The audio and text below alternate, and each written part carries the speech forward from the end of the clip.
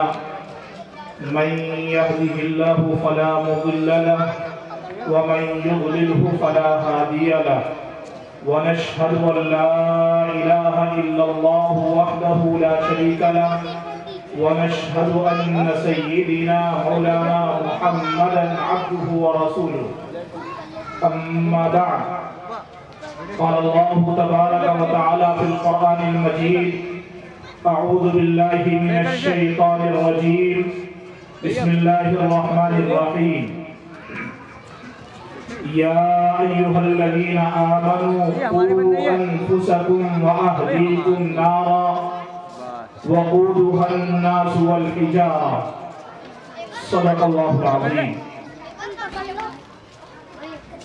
قال النبي صلى الله عليه وسلم خيركم من تعلم القرآن وعلمه أو كما قال عليه الصلاة والتسليم سبحان ربك رب العزة عما يصفون وسلام على المرسلين والحمد لله رب العالمين اللهم صل على سيدنا مولانا محمد وعلى آل سيدنا مولانا محمد وبارك وسلم اللہ رب العزت کا بے انتہا کرم، اس کا احسان، اس کا فضل کہ اللہ رب العزت نے مجھے اور آپ کو مدرسے کی نسبت پر اور قرآن کریم کی نسبت پر یہاں جمع ہونے کا موقع عطا فرمایا۔ میں نے ایک آیت پڑھی ہے آپ کے سامنے اور ایک حدیث پڑھی ہے، ایک آیت کا آدھا ٹکڑا۔ دعا کریں اللہ رب العزت مجھے صحیح بات کہہ دے اور ہم سب کو عمل کی توفیق عطا فرمائے۔ آمین۔ ہم اور آپ مسلمان ہیں۔ اللہ رب العزت کا احسان، اس کا کرم ہے کہ اللہ تبارک و تعالیٰ نے ہمیں ایمان کی دولت دی ہے۔ ہم اور آپ مسلمان ہیں۔ اللہ رب العزت نے مجھے اور آپ کو قرآن کریم کے اندر خطاب کر کے فرمایا یا ایھا الذین آمنوا قوا انفسکم واہلیکم نارا، اے ایمان والو بچاؤ اپنے آپ کو اور اپنے اہل و عیال کو۔ سب سے پہلے بچاؤ اپنے آپ کو اور اپنے اہل و عیال کو۔ کس چیز سے بچاؤ؟ جہنم سے۔ یا ایھا الذین آمنوا قوا انفسکم واہلیکم نارا وقودها الناس والحجارہ۔ وہ جہنم ایسی ہے کہ جس جہنم کے اندر لکڑیاں استعمال نہیں ہوتی جلانے کے لیے، بلکہ اس جہنم کا جو ایندھن ہے وہ انسان اور پتھر ہے۔ اللہ تبارک و تعالیٰ نے مجھ سے اور آپ سے خطاب کیا، اے وہ لوگوں جو ایمان لا چکے ہیں، اے وہ لوگوں جو مجھے اللہ مانتے ہیں، اے وہ لوگوں جو میرے اپنے ہیں، جنہوں نے اقرار کیا ہے، جنہوں نے نبی علیہ السلام کی رسالت کو تسلیم کیا ہے، اللہ نے انہیں خطاب فرمایا اور فرمایا اے ایمان والے اپنے آپ کو بچاؤ اور اپنے اہل و عیال کو بچاؤ جہنم سے۔ اور وہ جہنم کیسی ہے؟ ایک روایت کے اندر آتا ہے اللہ کے رسول علیہ السلام نے فرمایا کہ جہنم کے اندر جو جہنمی جائیں گے، اللہ تبارک و تعالیٰ جن کے بارے میں جہنم کا فیصلہ سنا دیں گے، اور جو جہنمی جہنم میں چلے جائیں گے، اللہ کے رسول نے فرمایا جہنم کے اندر جس انسان کو سب سے ہلکا عذاب دیا جائے گا، جہنم کا اندازہ لگائیں، اللہ کے رسول نے فرمایا جہنم کے اندر جس انسان کو جہنم کا سب سے ہلکا عذاب دیا جائے گا، وہ سب سے ہلکا عذاب یہ ہوگا کہ اسے آگ کے جوتے پہنائے جائیں گے۔ آگ کے جوتے، اس آگ کے جوتے کا یہ عالم ہوگا کہ اس آگ کے جوتوں کی وجہ سے اس کا دماغ ایسے ابل رہا ہوگا جیسے ہمارے اور آپ کے گھروں میں ہانڈی پکنے کے وقت اس ہانڈی کے اندر ابال آ رہا ہے، اس کا دماغ کھول رہا ہوگا، اس کا دماغ ابل رہا ہوگا، اور وہ یہ سمجھ رہا ہوگا کہ شاید سب سے بڑا عذاب، سب سے سخت عذاب شاید مجھے دیا جا رہا ہے، حالانکہ اللہ کے رسول علیہ السلام نے فرمایا جہنم کے اندر یہ سب سے ہلکا عذاب ہو، سب سے हल्का अजाब। उस अजाब से अल्लाह ताला ने हमें और आपको बचाया है और हमें और आपको हुक्म दिया, ऐ ईमान वाले उस अजाब से बचाओ अपने आप को और अपने अहले अयाल को बचाओ, अपने रिश्तेदारों को बचाओ, अपने आइज़ा अक़रबा को बचाओ, अपने दोस्तों को बचाओ। कैसे बचाया जा सकता है? ईमान के साथ अल्लाह ने ईमान दिया और ईमान के साथ साथ अल्लाह ताला ने आमाले साले की कैद लगाई है। मेरे भाई, आप कुरान उठाए, कुरान पढ़े, कुरान पढ़ने वाले से पूछे, कुरान जानने वाले से मालूम करे। अल्लाह ताला ने जहाँ ईमान का तज़किरा किया है कि ईमान लाओ मेरे भाई, वहीं पर साथ साथ अल्लाह रब्बुल इज़्ज़त ने आमाले साले का भी तज़किरा किया है। सिर्फ ईमान लिया कि हम और आप ईमान लिया मुसलमान हो गए, हम ये समझते रहे और हम ये समझे कि सिर्फ ईमान ले आना काफी हो जाएगा, सिर्फ मुसलमान हो जाने से जन्नत पक्की हो जाएगी। मेरे भाई, ऐसा नहीं है, बल्कि ईमान के साथ साथ आमाल साले भी जरूरी है। हम और आप ईमान वाले अल्लाह का फर्ज है, लेकिन ईमान वाले को कैसा होना चाहिए? हम और आप ये देखें कि अल्लाह का शुक्र है, अल्लाह ने ईमान दिया है, लेकिन हम और आप अपने ईमान पर कितना अमल कर रहे हैं, अपने ईमान के मुताबिक हम और आप जिंदगी गुजार रहे हैं या नहीं? हमने से हर इंसान को ये सोचना है, ये देखना है, ये समझना है कि मेरी जिंदगी का कितना हिस्सा ईमान के मुताबिक है और कितना हिस्सा ईमान से हटकर हम गुजार रहे हैं। ये मेरी और आपकी जिम्मेदारी बनती है। अल्लाह ने हमें इस दुनिया के अंदर सिर्फ खाने और कमाने के लिए नहीं भेजा कि हम जैसे चाहें जिंदगी गुजारें, जो चाहें हम इस दुनिया में करें। अल्लाह ने इसलिए नहीं भेजा। अल्लाह ने कुरान करीम के अंदर फरमाया, अफा हसीबुकुम अन्नमा खलक़नाकुम अबस, क्या तुम ये गुमान करते हो, क्या तुम ये समझते हो कि तुम्हें दुनिया के अंदर बेकार भेजा गया है, सिर्फ खेल कूद के लिए भेजा गया है?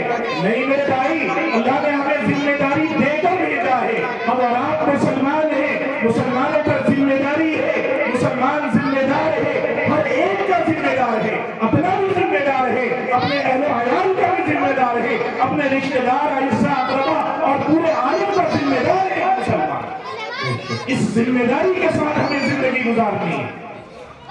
हम और आप चूंकि इस मदरसे के अंदर आए हैं, मदरसे का सालाना जलसा है और आपने उन्वान देखा है फजीलत कुरान तालीमी बेदारी। आज का उन्वान है तालीमी बेदारी और फजीलत कुरान। मेरे भाई, तालीम के सिलसिले में मैं और आप जो मुसलमान हैं, जो अल्लाह को मानते हैं, जो रसूल की रिसालत को तस्लीम करते हैं और जिसे सबसे पहला हुक्म अगर अल्लाह तबारक व तआला ने दिया तो वो ये दिया, इक़रा बिस्मि रब्बिकल लज़ी खलक़। नबूवत यहाँ से शुरू हुई। अल्लाह के रसूल सल्लल्लाहु अलैहि वसल्लम अभी तक नबी नहीं बने थे। अभी आप मोहम्मद बिन अब्दुल्लाह थे जब गारे हिरा में हज़रत जिब्राइल अलैहिस्सलाम ने ये सबक पढ़ाया है, जब सबक सुनाया है, इक़रा बिस्मि रब्बिकल लज़ी खलक़। अब मोहम्मद बिन अब्दुल्लाह नहीं, अब मोहम्मद रसूलुल्लाह सल्लल्लाहु अलैहि वसल्लम। तो इस्लाम की सबसे पहली जो तालीम है वो इक़रा बिस्मि रब्बिकल लज़ी खलक़, इक़रा पढ़िए। ये सबसे पहली तालीम मुसलमानों की है, पढ़ना। लेकिन अफसोस के साथ ये बात कही जा सकती है कि हमें जिस चीज का हुक्म मिला था, सबसे पहला हुक्म था पढ़िए, पढ़ना ये सबसे पहला हुक्म था। आज बड़े अफसोस की बात है कि आज मुसलमान जहालत पर अपनी जिंदगी गुजार। आज आप पूरे मुल्क के अंदर और सिर्फ इस मुल्क हिंदुस्तान में, आप पूरी दुनिया के अंदर नजर उठाकर देखें मुसलमानों की हालत क्या हो चुकी है। और उसकी जो बहुत सारी वजह हो सकती है, उनमें से एक जो सबसे बड़ी वजह मुझे समझ में आती है वो ये कि हम अपने ईमान से दूर होते जा रहे हैं और इल्म से हम कोरे होते जा रहे हैं। आज हमारे पास इल्म नहीं है, न दीन का इल्म है न दुनिया का इल्म है। माफ कीजिएगा, आप किसी मुसलमान महल्ले में जाकर देखिए, आज हमारे बच्चों की हालत क्या हो चुकी है। छोटे छोटे मासूम से बच्चे वो इस कदर गालियां देते हैं, उनकी जबान पर इतनी गालियां होती है कि एक अच्छा इंसान जब उन गालियों को सुनता है तो उसके होश उड़ जाते हैं। इतना सा मासूम बच्चा, अभी तो इसे सही मानों में किसी चीज की समझ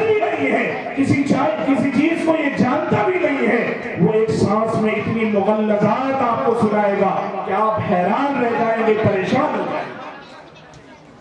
یہ مسلم محلہ ہے، مسلم محلے کے اندر بچوں کی حالت دیکھیے آپ، گالیاں ہیں۔ اسی طریقے سے مسلم بچے نالیوں میں کھیل رہے ہوتے ہیں، نالیوں میں بال چلی جاتی ہے، اسی گندی نالی میں وہ اپنا ہاتھ ڈالتا ہے، وہاں سے بال نکالتا ہے، پھر اسی گندی بال سے وہ کھیلتا ہے۔ ناپاکی اور پاکی کا کوئی تصور نہیں ہے آج مسلمانوں کے اندر، حالانکہ پاکی یہ اسلام کا درہ امتیاز ہے۔ اللہ کے رسول علیہ السلام نے پاکی کو آدھا ایمان قرار دیا، وہ مسلمان ہو ہی نہیں سکتا جس انسان کو یہ بھی معلوم رہا کہ پاکی اور ناپاکی کیا ہوتا ہے۔ اللہ کا قرآن کہتا ہے، اللہ کے نبی علیہ السلام نے ہمیں پاکی اور ناپاکی کے بارے میں سکھایا ہے، لیکن میرے بھائی ہم خود بھی اپنے آپ پر غور کریں، اور خاص طور پر اپنی نوجوان نسل اور جو ہمارے چھوٹے چھوٹے بچے ہیں، ہم ان بچوں کو ذرا دیکھیں کہ آج ہمارے بچے کہاں زندگی گزار رہے ہیں۔ صرف یاد رکھیے، صرف شادی کر لینا اور بچے پیدا کر لینا یہ کافی نہیں ہے۔ کیا ہم نے شادی کر لی اور بچے پیدا ہو گئے بس؟ نہیں، بلکہ یاد رکھیے اگر اللہ تبارک و تعالیٰ نے مجھے اور آپ کو اولاد کی نعمت دی ہے، چاہے کسی کو بیٹا دیا ہو یا کسی کو بیٹی دی ہو یا بیٹا بیٹی دونوں دیے ہو، اللہ نے جس کو بھی اولاد کی نعمت دی ہے، کل قیامت کے میدان میں ہمارا رب ہم سے پوچھے گا، ہمارا رب ہم سے معلوم کرے گا، ہم نے تمہیں اولاد کی نعمت دی تھی، ہم نے تمہیں بیٹے دیے تھے، ہم نے تمہیں بیٹیاں دی تھی، بتاؤ تم نے اپنی اولاد کی تعلیم و تربیت کے بارے میں کیا انتظام کیا؟ تم نے اپنی اولاد کے لیے کیا نظم کیا تھا؟ اپنی اولاد کو کیا سکھایا؟ اپنی اولاد کو کیا پڑھایا؟ اپنی اولاد کو کیا تعلیم دی؟ اللہ تبارک و تعالیٰ ہم سے سوال کرے گا، اور ہمیں اور آپ کو اللہ کے ہر سوال کا جواب بھی دینا پڑے گا۔ ایسے نہیں چھوٹیں گے، بلکہ اللہ کا سوال ہوگا اور ہمیں جواب دینا پڑے گا اگر اللہ نے اولاد کی نعمت دی ہے۔ اس لیے اللہ تبارک و تعالیٰ نے ہم سے اور آپ سے مطالبہ کیا کہ اپنے آپ کو بھی بچاؤ اور اپنے اہل و عیال خصوصاً اپنی نوجوان نسل کے بارے میں ہم اور آپ فکر مند ہو جائیں۔ آج کے اس دور کے اندر، جس دور میں ہم زندگی گزار رہے ہیں، ہم پورے چہار عالم کی جانب ذرا دیکھیں تو صحیح، آج مسلمانوں کی حالت کیا ہو چکی ہے۔ ہر میدان میں ہم اور آپ پیچھے نظر آتے ہیں، نہ ہمیں دین کا کوئی علم ہے اور نہ ہمیں دنیا کا کوئی علم ہے۔ دنیا کے علم میں بھی ہم اور آپ پیچھے ہیں، اور دین کے علم کے اعتبار سے بھی ہم اور آپ بہت پیچھے ہیں۔ اس لیے میرے بھائی، تعلیم، اپنے بچوں کو تعلیم دلوائیے، اچھی سے اچھی تعلیم دلوائیے۔ آپ اپنے بچوں کو پیچھے مت رکھیے، دینی تعلیم بھی ہونی چاہیے اور دنیاوی تعلیم بھی ہونی چاہیے۔ آپ اپنے بچوں کو ڈاکٹر بھی بنائیے، آپ اپنے بچوں کو انجینئر بھی بنائیے، آپ اچھی تعلیم دیجیے۔ پھر بہت سارے مسلمانوں کا کہنا یہ ہوتا ہے، بہت سارے مسلمان یہ کہتے ہیں کہ جی اگر ہم بچے کو انجینئر بنا بھی دیں، ڈاکٹر بنا بھی دیں اور بڑی سے بڑی تعلیم ڈگری حاصل کرا بھی دیں تو اس کا کیا فائدہ ہوگا؟ اس لیے کہ نوکریاں تو ملتی نہیں ہیں۔ میرے بھائی یاد رکھیں، میں اور آپ مسلمان ہیں، یاد رکھیے میں اور آپ مسلمان ہیں۔ ہم تعلیم اس لیے حاصل نہیں کرتے کہ ہمیں ڈگریاں چاہیے، بلکہ تعلیم اس لیے حاصل کرنی چاہیے کہ ہم اچھے مسلمان بن جائیں، اچھے انسان۔ ہمیں اپنی اولادوں کو تعلیم اس لیے دلوانی چاہیے تاکہ ہمارا بچہ ایک اچھا انسان بن جائے، معاشرے کے اندر ایک معزز نوجوان بن کر ابھرے، معاشرے کے اندر ہمارا بچہ اس طور پر آئے کہ وہ خدمت خلق کرتا ہو، وہ دوسروں کے کام آتا ہو، چاہے وہ دوسرا کسی بھی مذہب کا ماننے والا ہو۔ یہ کوئی ضروری نہیں ہے کہ اگر مسلمان ہوگا تو ہم اس کی مدد کریں گے، کوئی غیر مسلم ہوگا تو ہم اس کی مدد نہیں کریں گے۔ میرے بھائی آپ اسلامی تاریخ اٹھائیں، اسلامی تاریخ اٹھا کر دیکھیں، کہیں بھی اللہ کے رسول علیہ السلام نے کسی مسلمان کو یہ تعلیم نہیں دی، بلکہ اللہ کے رسول کی تعلیم یہ ہے چاہے وہ کسی بھی مذہب کا ماننے والا ہو، اگر اسے کسی چیز کی ضرورت ہے تو یہ میرا آپ کا فریضہ ہے ہم اس کی ضرورت کے کام آ جائے، ہم اس کی ضرورت کو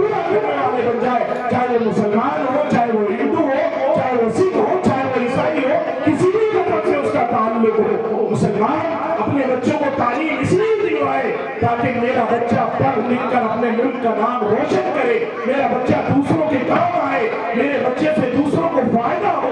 ہم اپنے بچے کو اچھا بنانے کے لیے تعلیم حاصل کریں۔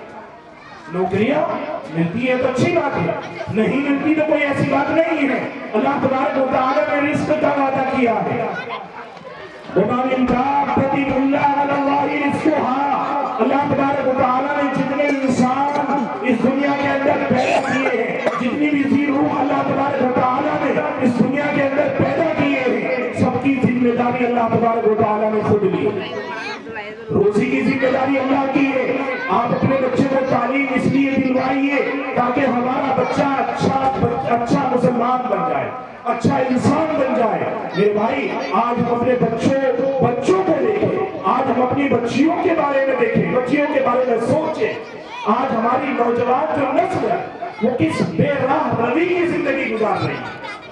والدین کی ذمہ داری ہے، یاد رکھیے میں آپ کو بتا رہا ہوں، والدین کی ذمہ داری ہے، اور کل قیامت کے میدان میں آپ کو جواب دینا پڑے گا۔ جب تک آپ جواب نہیں دیں گے اس وقت تک ہمیں اور آپ کو چھٹکارا نہیں ملے۔ آپ اپنے بچوں کی تعلیم کے بارے میں فکر مند ہو جائیے، اسے اچھا مسلمان بنائیے، اسے اچھے اخلاق سکھائیے، اسے بتائیے کہ ماں باپ کے حقوق کیا ہوتے ہیں۔ آج بہت سارے مسلمان آپ کو ملیں گے، بہت سارے مسلمان جو شکوہ کرتے ہیں، ائمہ کے پاس جاتے ہیں، علماء کے پاس جاتے ہیں کہ مولانا امام صاحب آپ ہمیں بتائیے ہمارا بچہ ہمارے ہاتھ سے نکل گیا، ہماری بچی ہمارے ہاتھ سے نکلتی جا رہی ہے، ہم اپنے بچے کو سمجھاتے ہیں لیکن ہمارا بچہ ماننے کو تیار نہیں۔ ہم اپنے بچے کو 1000 مرتبہ ہم نے اپنے بچے کو سمجھا دیا لیکن وہ کسی بھی اعتبار سے ماننے کے لیے تیار نہیں۔ کتنے مسلمان ہیں جن کو شکایت ہے کہ جی ہمارا بچہ ہاتھ سے نکلتا جا رہا ہے، ہمارا بچہ معاشرے میں بد اخلاقی کے ساتھ زندگی گزارتا ہے، لیکن میرے بھائی کبھی ہم نے اور آپ نے یہ بھی سوچا کہ آج ہمارا بچہ ہمارے ہاتھ سے نکلا ہے تو آخر اس کی ذمہ داری کس کی ہے؟ کس کی ذمہ داری ہے؟ یہ ہاتھ سے کیسے نکل گیا؟ یہ ذمہ داری سراسر ماں باپ کی ذمہ داری ہے۔ یاد رکھیے ماں باپ کی ذمہ داری ہے، ماں باپ کے اپنے بچے کے اوپر حقوق ہے۔ صرف اور صرف میری اولاد بگڑ گئی، حضرت میری اولاد میرا کہنا نہیں مانتی، میری بات نہیں مانتی، حضرت مجھے میری اولاد دھکے دے رہی ہے، میری اولاد میرا سننے کو تیار نہیں ہے۔ کتنے سارے والدین ہیں جس کی زبان پر یہ شکوہ ہے، یہ شکایت ہے، لیکن کبھی ان والدین نے اس کا احساس کیا کہ میرے اوپر جو ذمہ داری تھی کیا میں نے بھی ذمہ داری ادا کی یا نہیں؟ بیٹھ جا بچے، بیٹھ جا بیٹھ جا بیٹا اس کو بیٹا بیٹا اس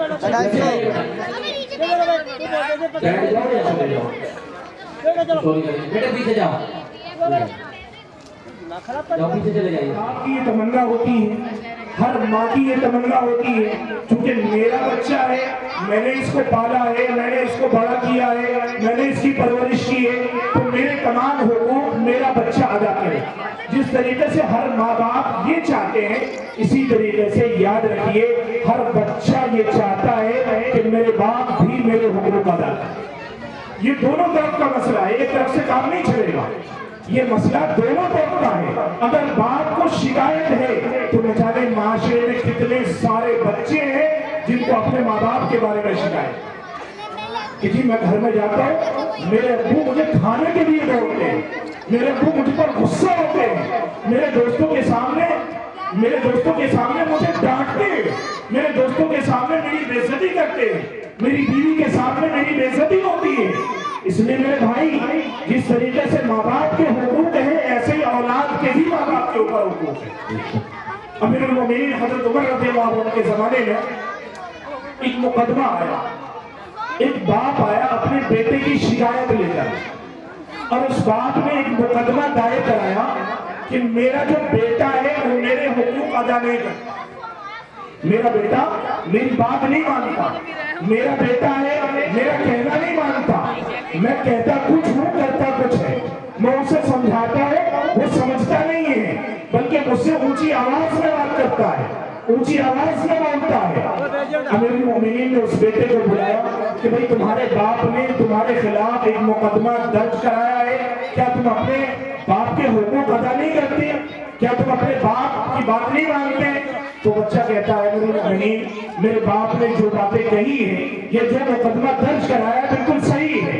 अमीरुल मोमिनीन, मैं ये जानना चाहता हूँ कि जिस तरीके से मेरे ऊपर अपने वालिदैन के हुकूक हैं, मेरे ऊपर अपने वालिदैन के हुकूक हैं, ऐसे मेरे भी मेरे वालिदैन के ऊपर हुकूक है या नहीं? मैं जानता हूं कि मेरे हुकूक हैं वालिदैन पर, लेकिन आप ये बताइए क्या मेरे वालिदैन के भी मुझ पर कुछ हुकूक है या नहीं? तो अमीरुल मोमिनीन ने फरमाया कि हाँ, तुम्हारे भी हुकूक है वालिदैन पर, और वालिदैन को चाहिए कि वो हुकूक अदा करे। तो उस बच्चे ने कहा अमीरुल मोमिनीन, आप बताइए कि वो हक क्या है?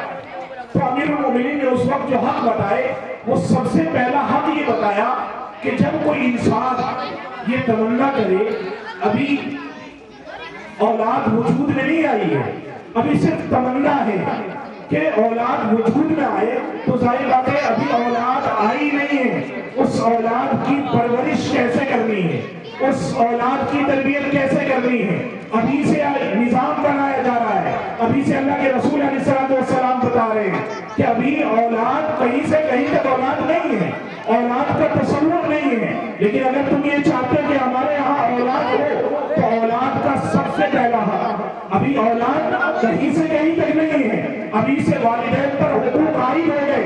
और अमीरुल मोमिनीन ने फरमाया कि सबसे पहला हक ये है कि अगर कोई इंसान ये चाहता है कि हमारे घर फूल खिले, हमारे घर बेटा हो या बेटी हो, हम हमारे घर औलाद आ जाए, औलाद की नेमत हमें मिल जाए, तो अमीरुल मोमिनीन ने फरमाया कि जो सबसे पहला हक है वो ये है कि जब वो शादी करे, जब वो शादी करे तो दीनदार औरत को तलाश करे। क्या करे शादी करने में? दीनदार औरत को तलाश करे। आज शादी करने में किसे तलाश किया जाता है?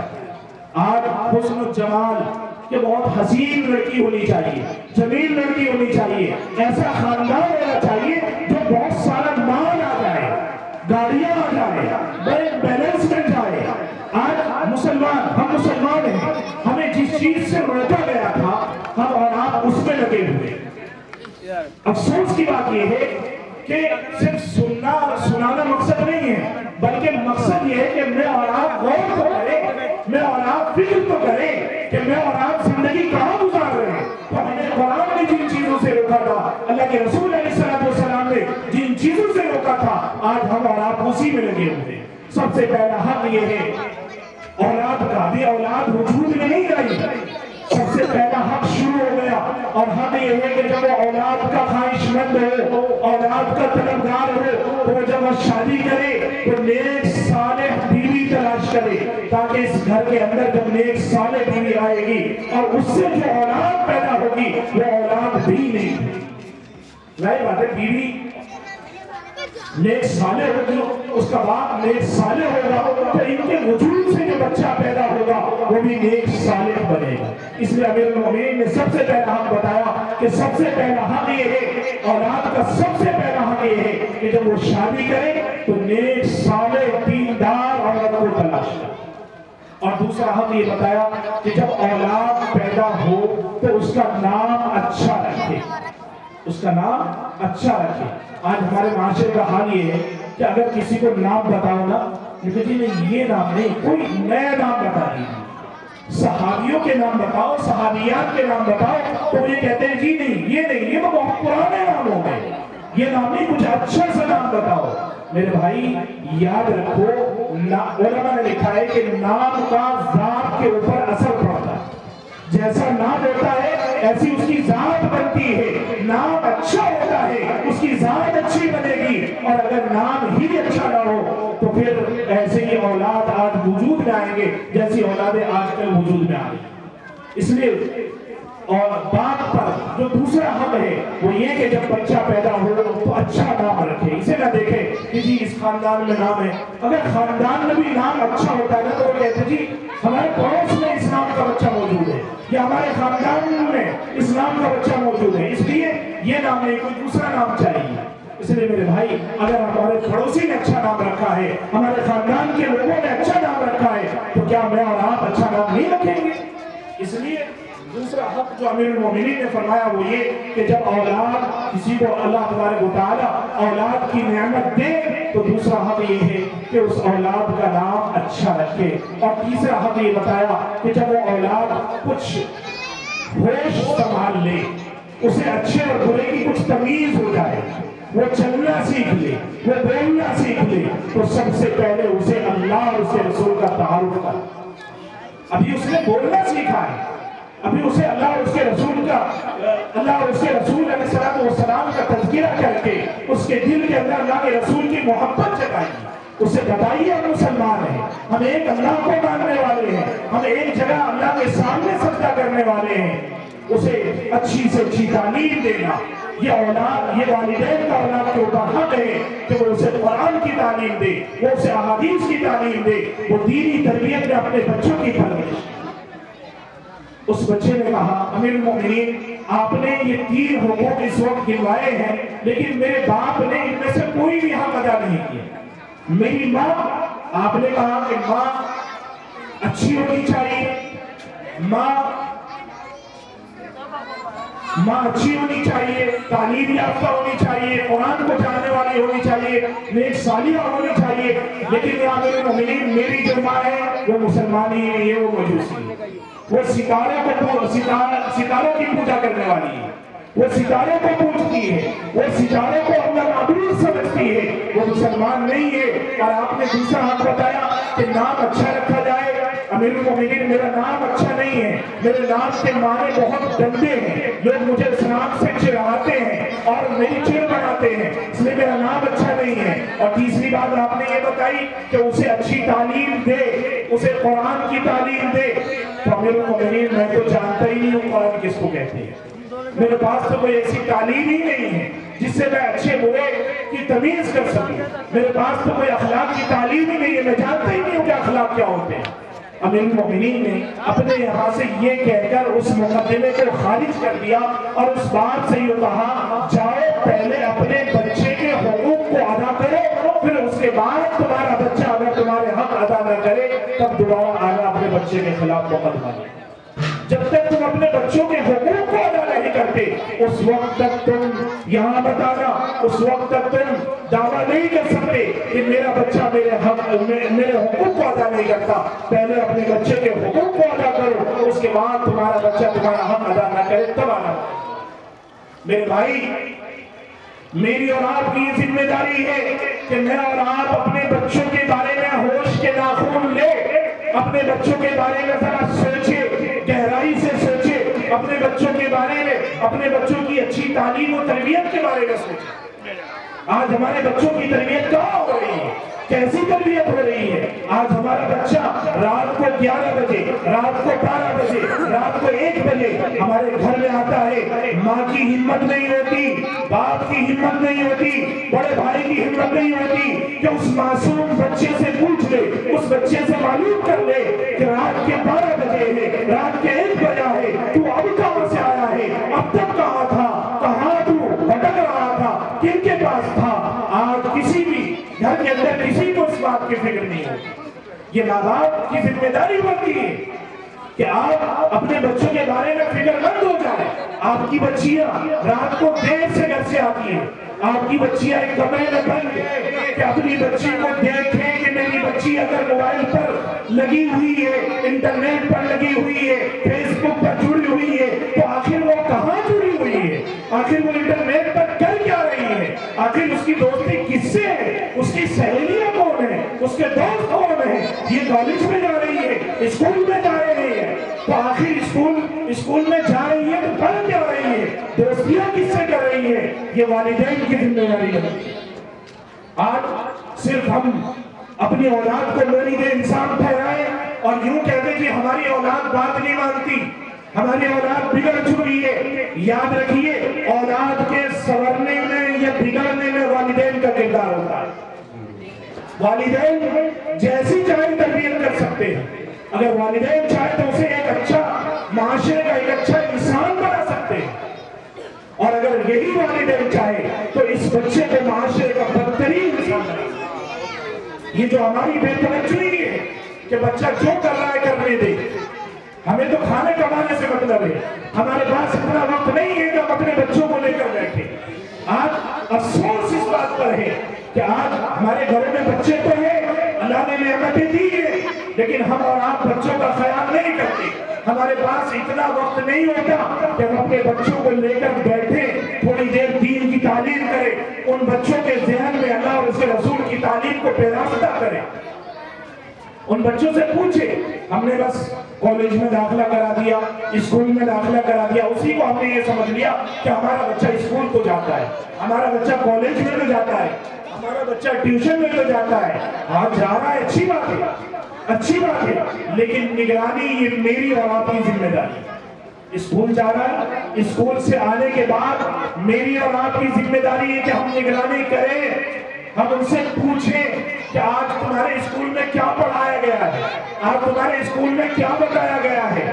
کہیں ایسا تو نہیں کہ تم دین سے ہٹ رہے ہو، کہیں ایسا تو نہیں کہ تم قرآن سے کٹ رہے ہو، کہیں ایسا تو نہیں کہ ایمان سے پھر رہے ہو۔ اس لیے والدین کی ذمہ داری ہے صرف یوں کہنا کہ جی آج کا ماحول ایسا ہے، ماحول ایسا ہے، صرف ماحول کو برا کہنا، اپنے آپ پر غور نہ کرنا، یہ کہاں کی انسانیت ہے، یہ کہاں کی انسانیت ہے۔ صحیح معنوں میں مسلمان بنے، صحیح معنوں میں انسان بنے جو اپنی ذمہ داری کو محسوس کرے۔ میری اور آپ کی ذمہ داری ہے اپنی ذمہ داری کو چھوڑ کر صرف دوسروں کو دوش دینا، دوسروں کو مولد الزام ٹھہرانا، یہ انسانیت نہیں ہے۔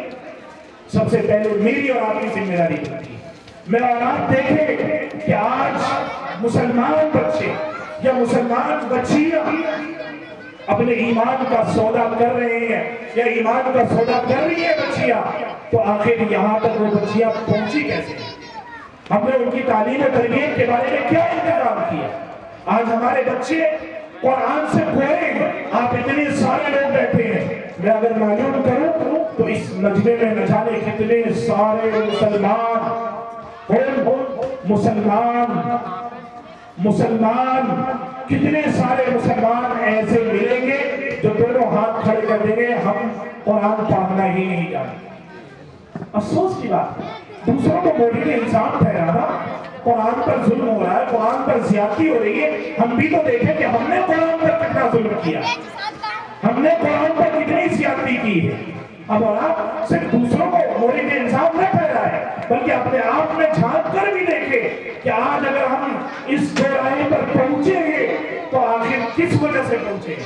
اللہ کے رسول علیہ السلام نے فرمایا ترکت فیکم امرین لن تضلوا ما تمسکتم بہما کتاب اللہ و سنت رسولی۔ اللہ کے رسول علیہ السلام جب اس دنیا سے جا رہے تھے تو اللہ کے رسول علیہ السلام نے کبھی بھی کسی بھی موقع پر اللہ کے رسول نے اس امت کو اکیلا نہیں چھوڑا ہے۔